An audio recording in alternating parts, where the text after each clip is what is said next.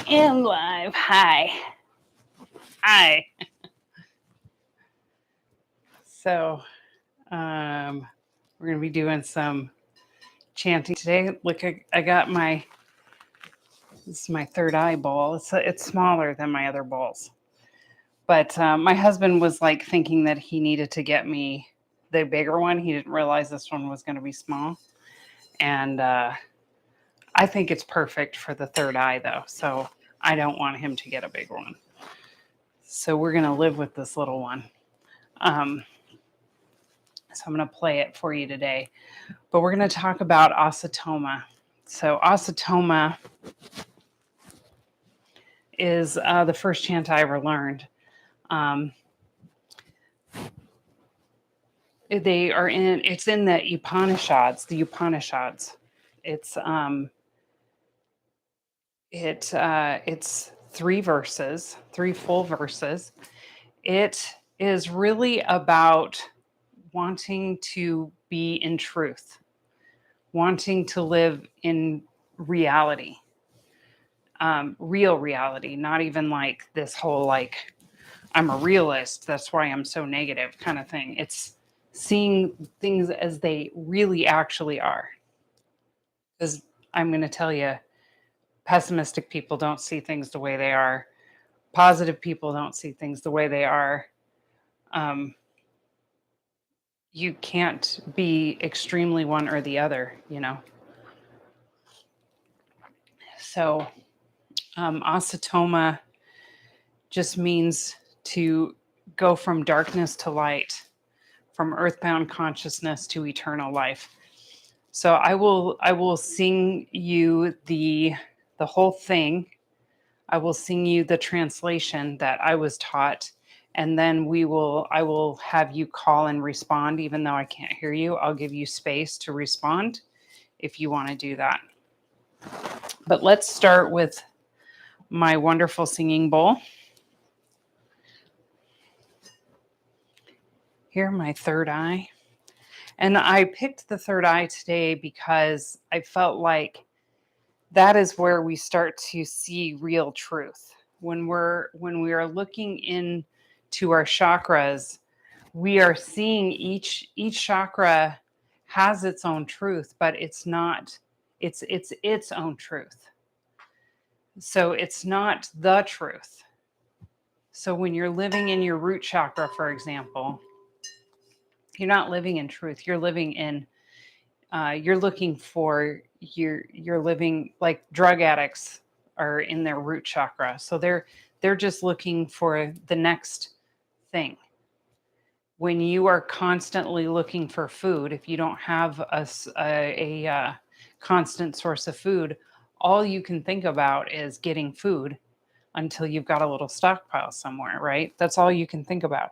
If you don't have shelter, all you can think about is finding shelter until you have it. And then you can start thinking about other things. So things start to get colored different ways. So the world can look like a buffet in the root chakra. It can also look like there's no food anywhere. Neither are true. Sacral chakra, same thing. That's creativity and sexuality. When you're in that chakra, then all you're really looking for is a creative outlet or being sexual. And those can skew your view of things.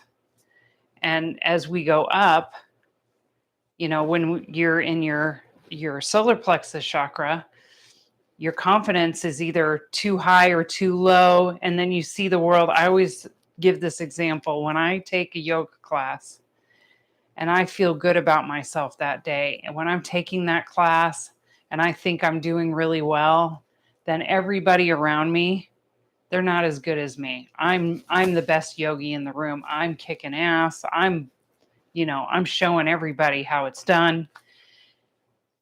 If I go in and take a yoga class and I'm not feeling so good about myself, then I'm taking a yoga class and then I think I'm ashamed to take the class. I think that other people are going to find out I'm a yoga teacher and think I don't know how to do yoga or whatever, like that's the stuff that goes on in my head.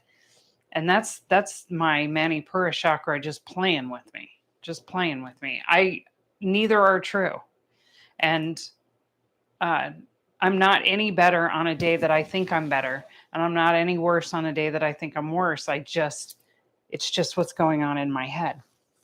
So it's understanding that. And then when we get to our third eye, that's when we've settled all of this beneath us, and we've come to peace with these areas, and we can start seeing the truth. I am that I am. Yes, exactly. So it's very good to get to that third eye, and that's when, and you don't start seeing the truth right away. You chip away, because our ego is right there. I believe this is, I don't know if it's true, but I believe that the ego is the thing that we got to help us rediscover our truth. It's in the way of our truth. It's not our enemy. I always tell people, because people act like the ego is your enemy. It's not. It's not your enemy. Is it your friend? It wants to be your friend. It's trying to protect you. It's like your misguided friend. Your misguided friend who wanted you to, who wants the best for you. They think they know what's best for you, but they don't. They don't. Don't listen to that friend. That friend is stupid. But they love you. Your ego loves you. Your ego is trying to protect you, trying to protect you from, um, you know, being embarrassed or whatever. But it's also not. Uh, it's not usually right. So we just have to learn to be like. I always tell people, don't make your ego your enemy. Just understand that is what's between you and what is true. It is what's between what you and what is true. My ego is what told me that my practice when I go take a yoga class is either awesome or crap. And then I base how I feel on that. That's my ego doing all the work there. And then I get to decide if I want to listen to it. Because both both ways, my ego is just full of crap. It's just garbage. I can think I'm the bee's knees, but I'm not the best yoga teacher in the world. But, I'm not the worst one, hopefully, either. so we're going to just play this, and then we'll do Asatoma.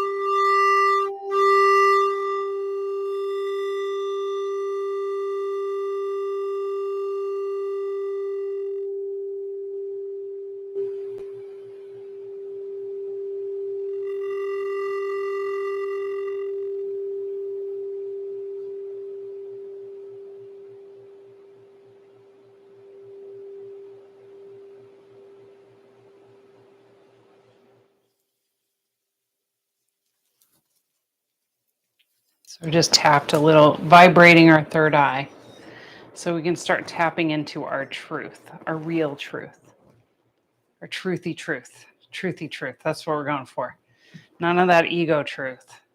The ego is like deep in the first three chakras. Really, the ego is there because that's the physical world, and it's really important to master that, because you can't get up here without figuring this all out.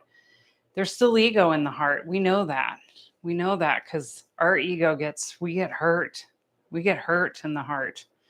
Our ego is also in our throat. It's a little higher, but it's in our throat. It's in our throat chakra too. Our ego's there when we're trying to get out into the world. It gets in our way.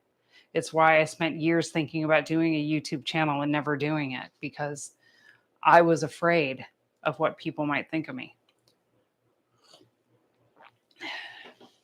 Okay, so we're going to start. I'm just going to do Asatoma so you can hear it. And then we'll do the translation. Hopefully I remember it all really well. I've been singing it. So bring hands to heart center. And you can just breathe and listen. This first pass through.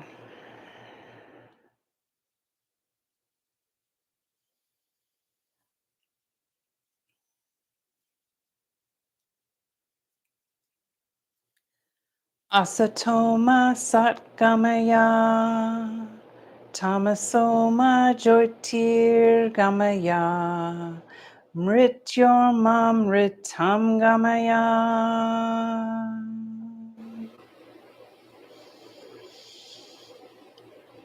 I'll do it one more time so you can hear it.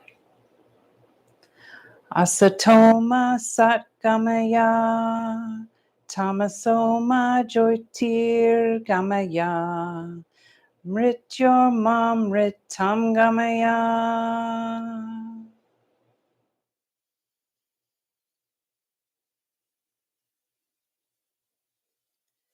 May this practice lead us from the unreal to real, from darkness to light, from earthbound consciousness to eternal life.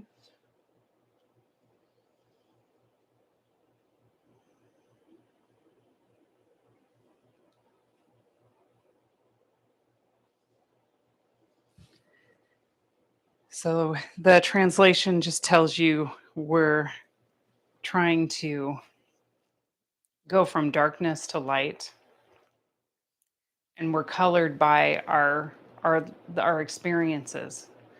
We believe those experiences change who we are, and they don't. They don't. That's when we're learning how to release all this trauma from our childhoods, from our from everything, our story. The hardest part, I think, of being in truth is to let go of your story. It's the hardest part, because the world is always telling us that that's what we are, you know? And nobody's more interested in your story than you. That's a fact. Nobody's more interested in my story than me. Nobody. We all think our story's fascinating.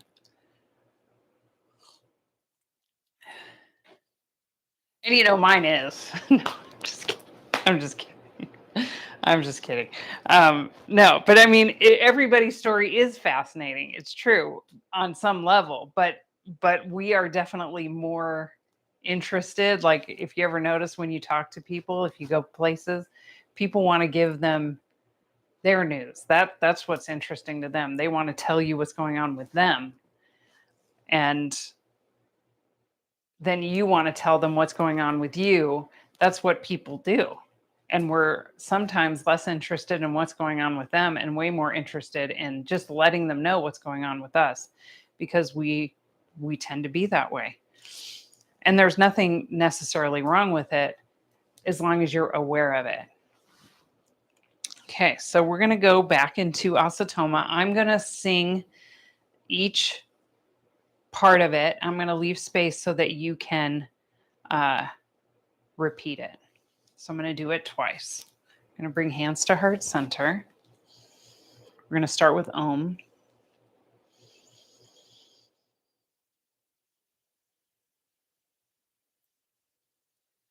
Om Asatoma Satgamaya,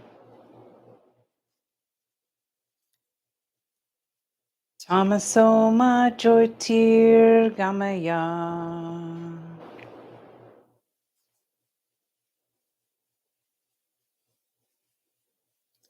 Mrityormamritam Gamaya.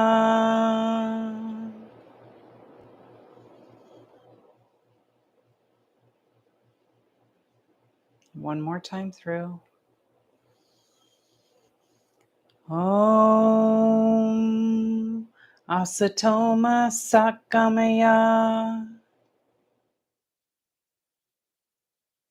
Tamasoma Jyotir Gamaya.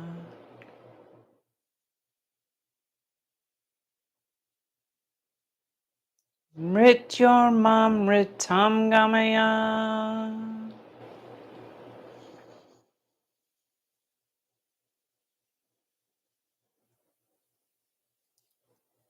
May this practice lead us from the unreal to real, from darkness to light, from earthbound consciousness to eternal life.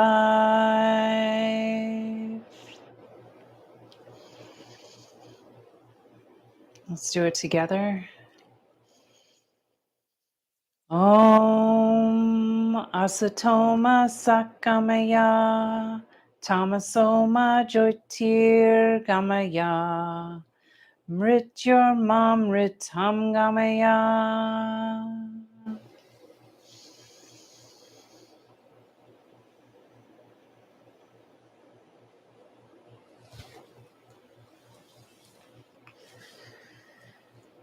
So that's Asatoma. So I hope you like it. There are plenty of songs. If you go on to, I have Apple Music, you can go on to YouTube and people make songs out of it all the time. So you can listen to it over and over again. And that chant is just going to vibrate you on a level to help you connect with your truth.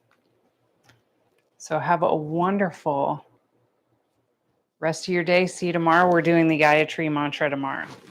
Namaste.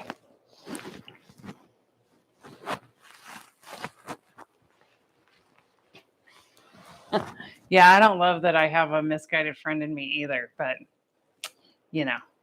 it's okay. They love us.